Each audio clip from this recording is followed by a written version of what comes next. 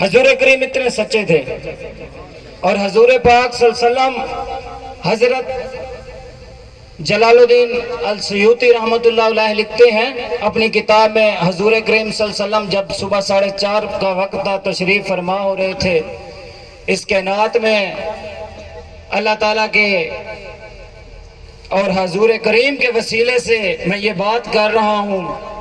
جب حضور پاک صلی اللہ علیہ وسلم تشریف، السیوطی انہوں نے اپنی کتاب میں لکھا ہے، تشریف فرما ہو رہے تھے تو عرب کے سارے جانور قریش کے دروازے پہ جا کے سلامی پیش کرتے تھے، اور اس سال میں کوئی ایسا درخت نہیں تھا جس نے پھل نہ دیا ہو، سرسبز اور شاداب نورانی فرشتے زمین پر اتر کر سلامیاں پیش کر رہے تھے۔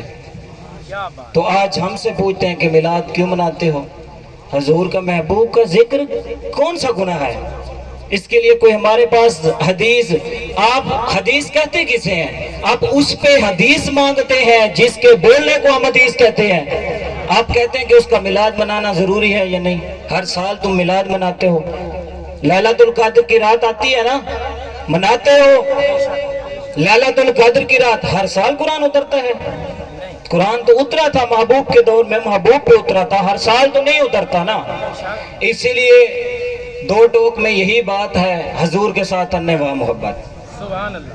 میرے استاد محترم کہتے ہیں جس دن، پنجابی میں کہتے ہیں، جس دن ساڈی حکومت ہے تے لمے پا کے سارے نو اسی میلاد منواواں گے۔ ہائے کیا بات ہے، کیا بات۔ بس اسی یہ نہیں کہاں گے کہ تسی ادھروں نکلو کنجریاں نچواؤ تے، نہیں، حضور دا میلاد پھر ہر سال پورے پاکستان دے ہر کونے دے ہوتے جھنڈا لگا ہوئے گا انشاءاللہ۔ حضور نہ لنے واہ کان رب نے اس واسطے نہیں دیتے، اگر مگر گل برداشت کر لی اسی تے سیدھے سادے مسلمان نہیں، ایک کان رب حضور دی تعریف تے سیرت واسطے دیتن، دل بھی کو ہے بس۔